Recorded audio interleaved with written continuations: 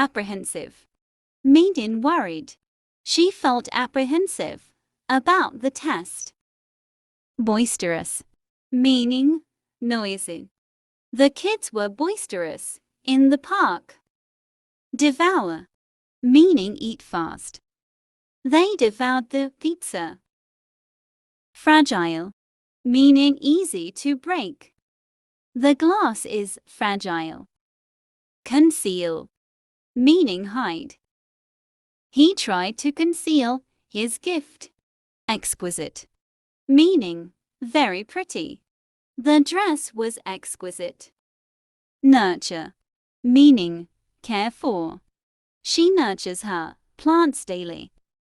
Thrilled, meaning very excited. He was thrilled to get a new bike.